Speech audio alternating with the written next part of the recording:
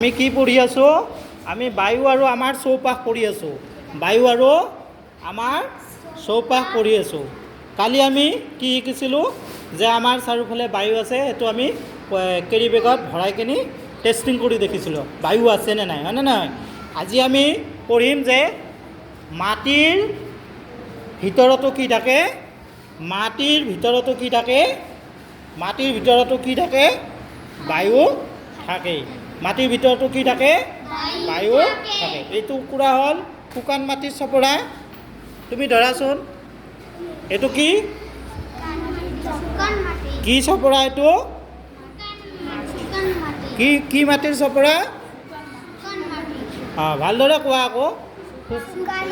শুকান মাটিৰ চপৰা, শুকান মাটিৰ চপৰা।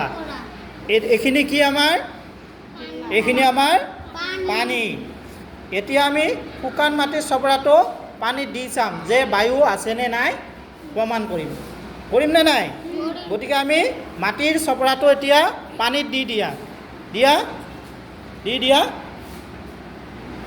এইয়া বায়ু আছেনে নাই?